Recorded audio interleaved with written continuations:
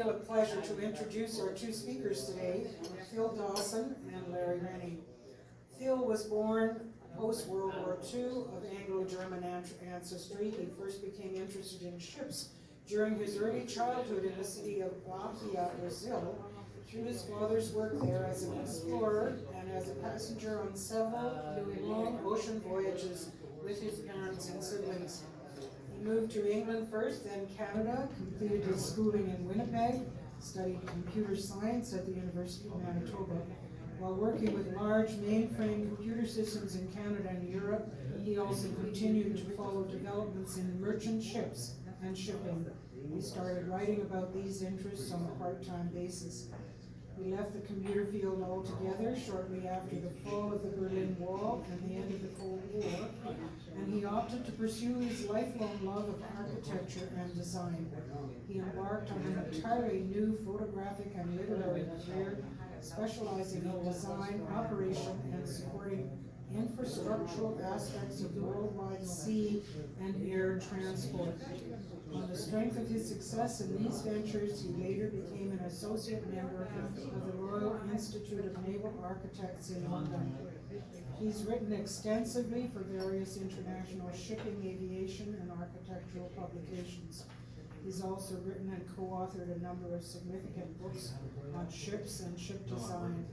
The first of these books, British Superliners of the 60s, presented an in-depth design study of Britain's significantly modern Oriana, Canberra, and QE2. He later wrote the commemorative book Canberra in the Wake of Legend, and at the end of her service career co-authored QE2, Britain's Greatest Liner, with Bruce Peter and Ian Johnston at the time of her decommissioning. And Larry, that's quite amazing background, Phil. And Larry, after graduating from high school, joined his father's footsteps and served a 5-year apprenticeship in a shipyard in Aberdeen, Scotland. He attended technical college during that time and then joined the P&O Lines as an assistant engineer officer. He served on a freighter for 2 years.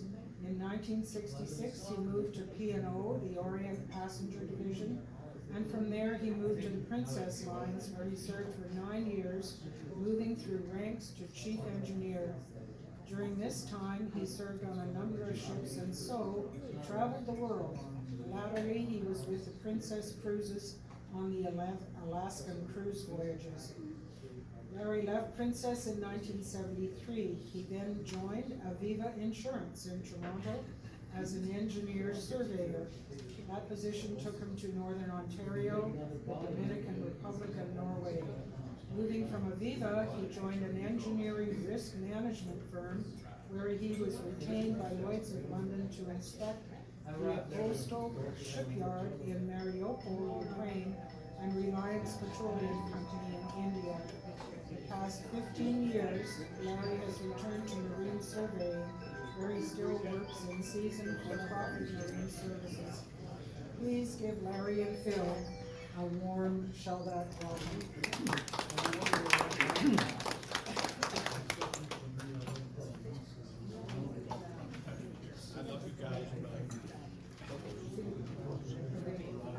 Is this working okay?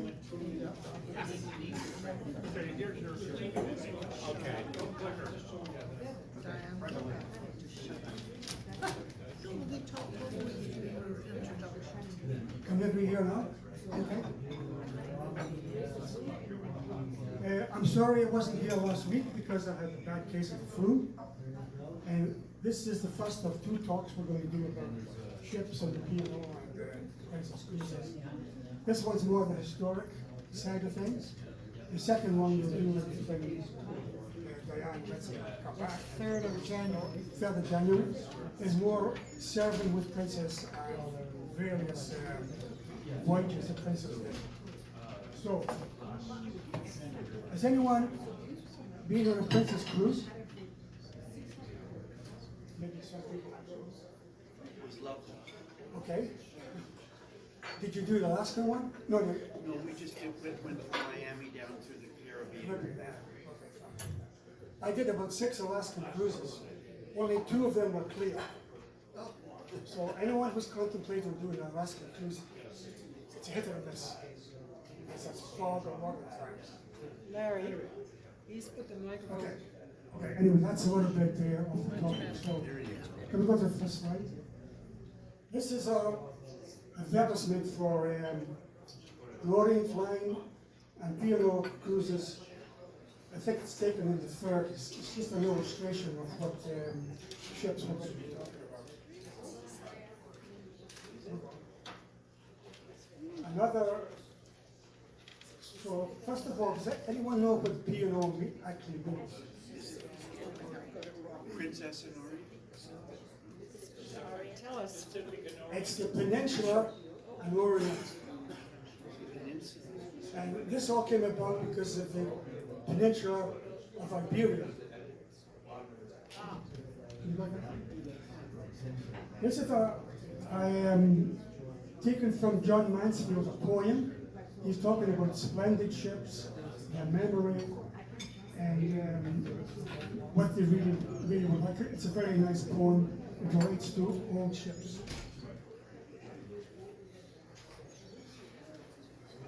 This advertisement was taken for P&O's 175th anniversary. And this is one of the new Princess cruises going into Malta. So they brought out this book about the anniversary. So we have to go way back to 1837 when this all started. And really you have to even think about the Battle of Trafalgar and Napoleon invading the peninsula of Portugal and Spain. So there was a company called the General Steam Navigation Company, which moved people and ships and the army of Wellington to Portugal and Spain. So they had to be supplied by these ships. This is the route that they used to take. So the General Steam Navigation Company was a very small shipping company. And, but they did have one thing going for them. They were allowed the mail contract from London down to Gibraltar. And that was a big thing in those days. There was three men who are actually the founders of P&O Lines. A guy called Arthur Anderson, Barry Wilcox, and Robert Bowen. Now it's funny about this because there used to be a joke about a Scotsman, an Englishman, and an Irishman. These are the three guys. So they founded the Peninsula. They changed the name from General Steam Navigation to the Peninsula.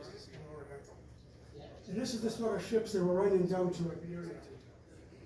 Steamships with paddle steamers, but mostly they still had sails because they didn't trust the engine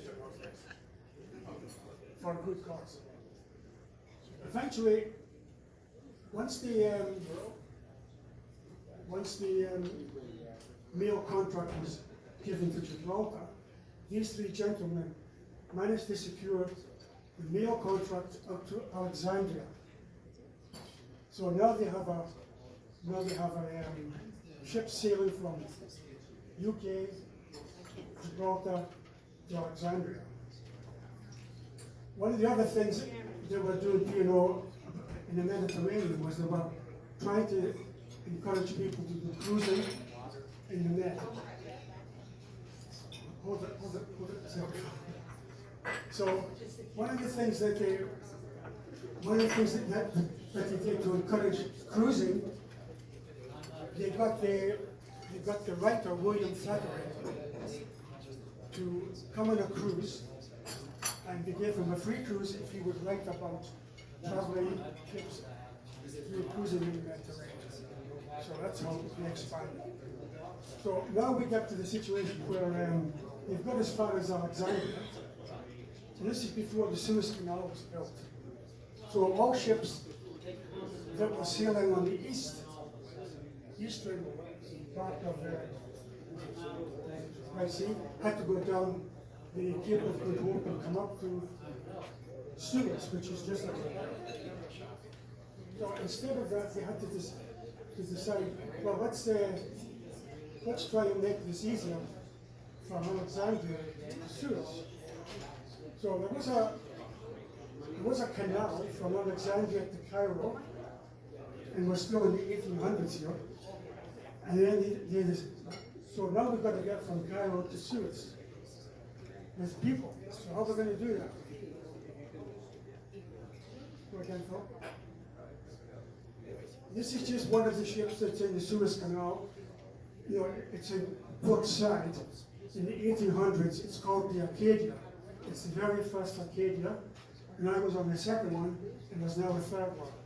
So it still shows you with twin funnels and mast and sails. So how are these people going to get from Alexandria across to Suez? They decided to, it's very difficult to see this, but they use horses and camels and they use caravans. And they put people on these caravans right across the desert to Suez. Well, one of the problems was the baggage was left behind in Cairo. So they had to get camel trains to carry all the baggage right across the desert to Suez. So now we have passengers and people piling up in Suez, waiting for ships. And this is a picture taken on one of the ships on a Sunday. Everyone sitting around the piano. And I just remark on the case, this is about 100 degrees in the shade. So you imagine women with crinoline dresses and the heat, and they're just sitting waiting for ships to pick them up at Suez. Right, so P&O eyes have now got as far as here, and they've got as far as Suez. But that wasn't enough for them. They decided that they wanted to expand for Far East. So they set up routes from Egypt, India, and Congo, right down to Hong Kong, Japan, and down to Australia. Well, of course, the ships that they had built weren't any good to use. So, and the Suez Canal has still not been built, so these ships have to go up to Europe and wait for the people, and then do the long trips out into the Far East. When the Suez, okay, this is one of the ships that they used for on the Australian route. The tackle steamer engines are gone, and we now have single screw engines with a steam engine, but still using seals. So, and once the Suez Canal was built, these are the sort of ships that the P&O built. This is a twin funnel ship. It's called the Viceroy of Egypt. And all P&O ships were black with orange colored superstructure. So this is before the First World War. Now this is one of these ships. This is one of these ships going through the Suez Canal. Pretty much Suez Canal is the same in this picture as it is today. So you'll see some pictures of modern ships. When was the Suez Canal opened? 1869. This is typical ships on the in those days prior to the First World War. And here's a typical steam engine, beam engine about that time. Now we come up to the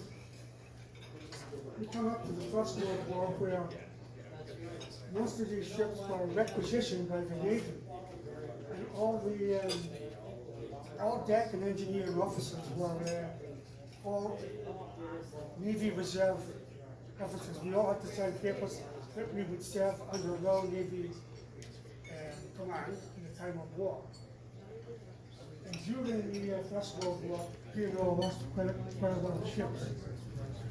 So after the Second World War, the after the First World War, they decided to expand and build a whole new series of ships. Now, we also run into the situation of competition in the Far East. One of the competitors to P&O was the Orient Line.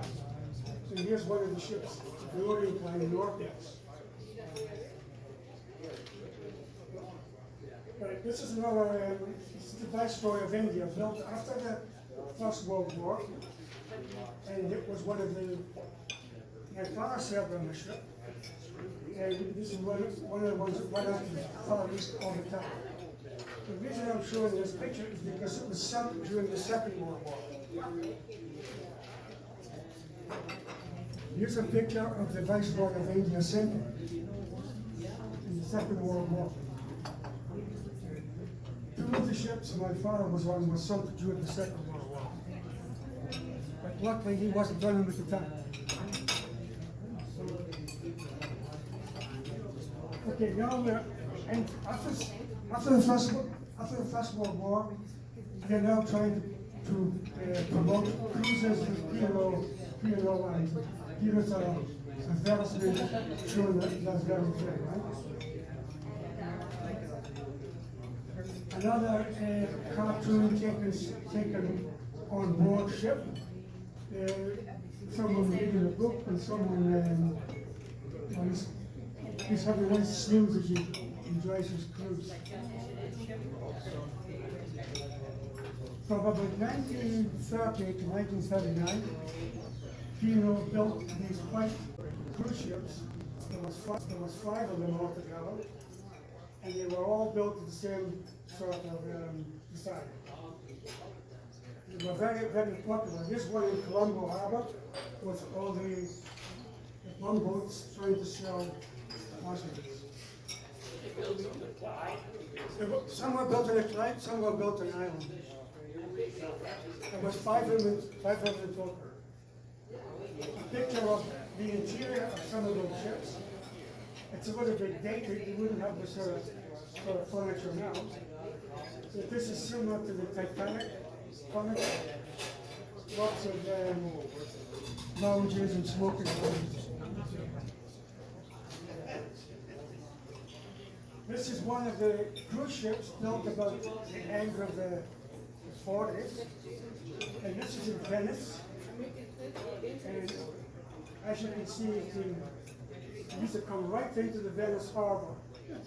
That's now being disallowed because Venice has said no more cruise ships coming into Venice. Because you get about 3 of these cruise ships with about 3,000 people on board in Venice harbor. That's 6,000 people going ashore in one day. So Venice has said no more. This was a true sound taken about 1938. This was the Acadia, the second Acadia. Remember I mentioned about the first Acadia? This was the second Acadia, the ship I was on. This is taken on the Alaskan cruising. And it's anchored in the bay, and people are being shipped to shore. And those people who have done Alaska cruising would know about that. There's another ship, the Osova, which I also sailed on. This was the Orient Line, as I mentioned, that P&O and Orient amalgamated in the 60s. And P&O took over all these ships. It was about the Orontes, the Acadias, and the Osova, and the Orient. Now, once we get into the 60s and 70s, P&O is now embarked on what was called the love boats. And here was the Sea Princess. We bought a number of boats, and we were converting these boats to smaller ships. We didn't want to huge passenger ships any longer. And they went into diesel propulsion. So this is one of the love boats, one of the first ones. And this is another one, the Island Princess. I think there was about 6 of them altogether. So when they brought over these smaller cruise ships, they had an abundance of the older passenger vessels, which were still going back and forth to Far East and Australia. So what they're going to do with all those ships? So they started selling them off and just concentrating on the love boat. So about that time, when I was there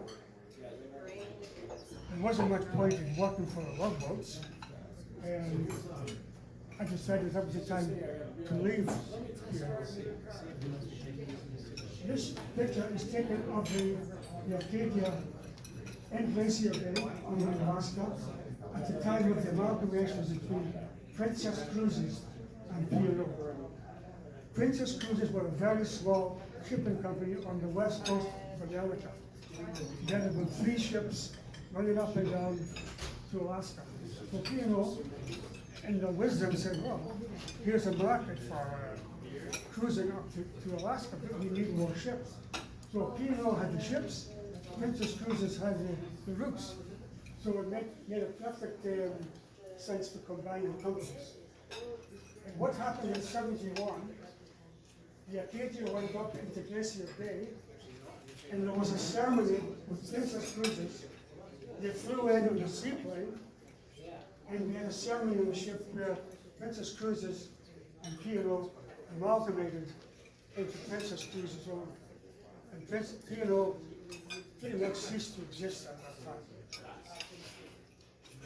Today we have, I think this is a Grand Princess. This is coming into Glacier Bay again. It's the Star Princess.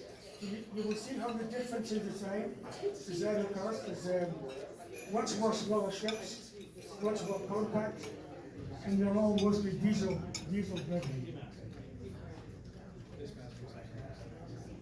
This is in the wrong position. This picture is taken way back to the beginning. We're now getting to the Canberra.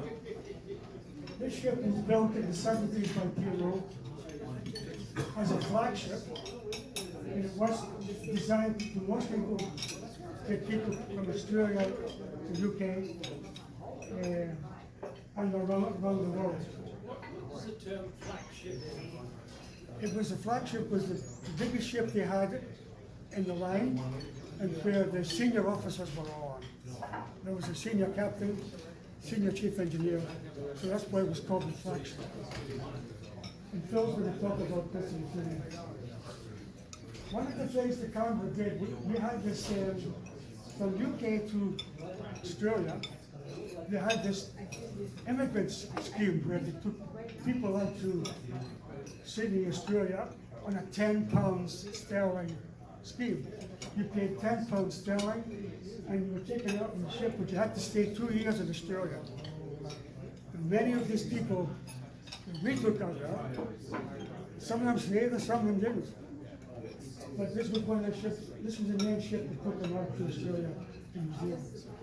So I'll pass this over to Phil now to Larry, microphone. Sorry? Microphone, sorry. I'll pass this to Phil now. He'll talk about the design of the ship. In the next talk, we're going to talk more about working on the ship. We'll try. Okay, good afternoon, everybody. The Canberra was P&O's last, the P&O line's last ocean liner, truly built for transportation, for voyages from one place to another. The planning of Canberra started in 1955. The ship was completed in 1961. And there was a lot going on then, because the world, it was a very, very prosperous time. Everybody was making lots of money, and things were growing, and people were emigrating a lot to Australia. There was a lot going on. Australia itself, they were looking to the Pacific Rim, all around Indonesia, China, Japan, Canada, the United States, to expand their operations into these ports as well. So what P&O wanted to do was to reduce the voyage time from Southampton to Sydney from England to Australia from about 6 weeks down to 4. And to do that, they needed an increase in speed from about 22.5 knots to 27.5 knots on the 3 long sea passages of the voyage, which are those from Southampton to Aden to Colombo, and Colombo to Fremantle in Australia. So this means that for a 25% increase in speed, you needed about 4 times the power from the machinery to deliver that speed. Once you get above about 22 knots, the requirement for power goes straight up.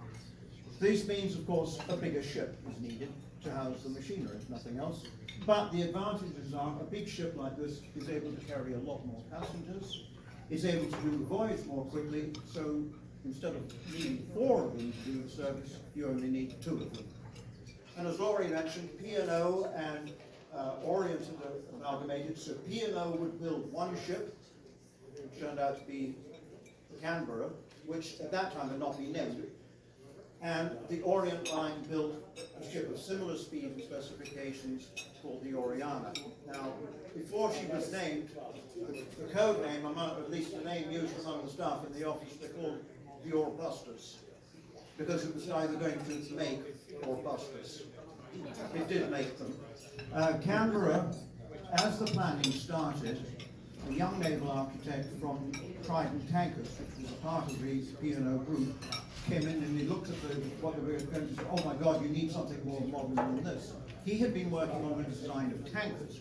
He said, why not build your passenger ship more like a tanker, with the machinery all the way out from the aft end of the ship, so that you open up the entire center part of the ship for the passengers and for their accommodations and for their enjoyment and their use, instead of in conventional ship design where they occupy the spaces above the engines and around the cargo hatches and the funnel casings and boiler uptakes and all the rest of it. So again, it was a very modern approach to the design of the ship to make optimum use of the space for it.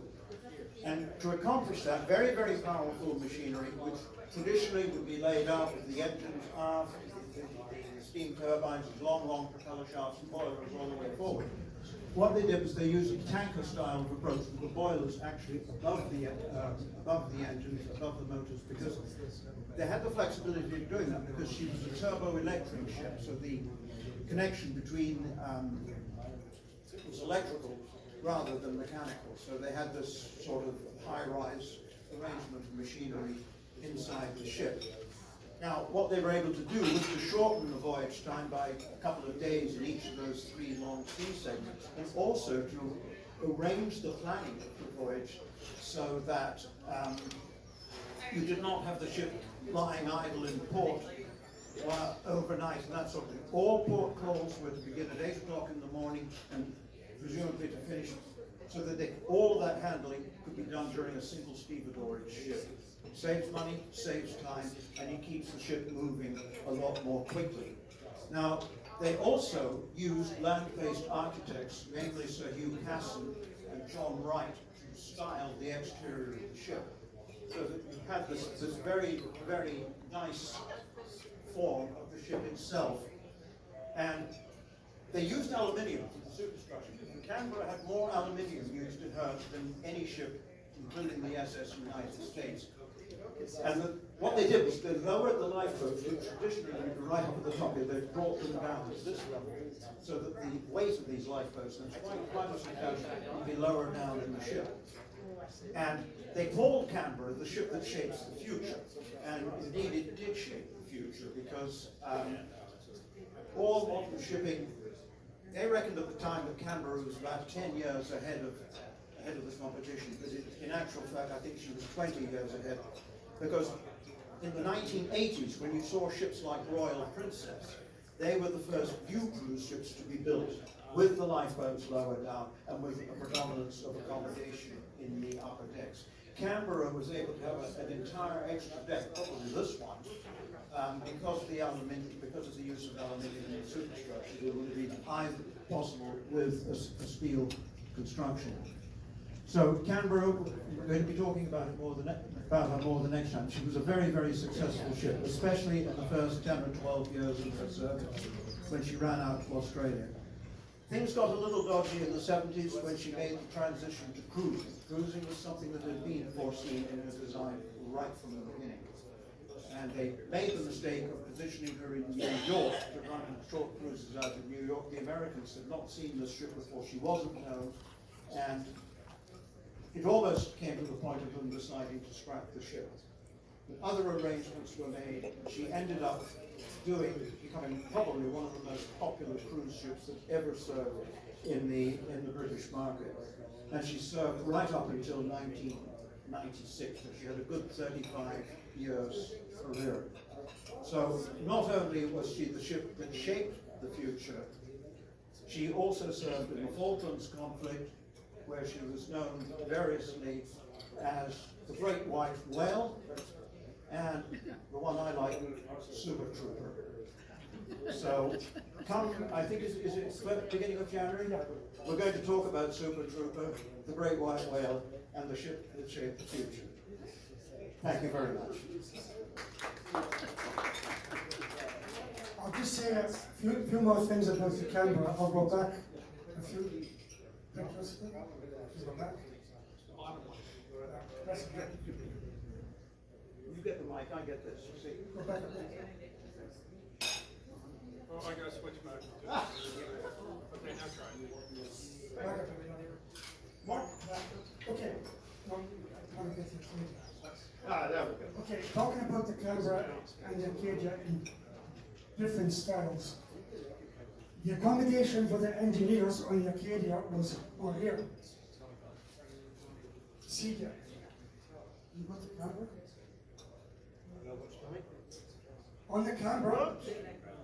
On the Canberra, because of all the space they had, they moved all the engineers' accommodation up to the bridge.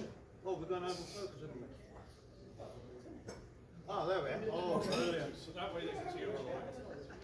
If you hold the pointer here, I think that's my cabin on the camera, right there. So a beautiful view of where we were going. Better than most passengers got. Now we had an elevator from here right down to the engine room, which started about here.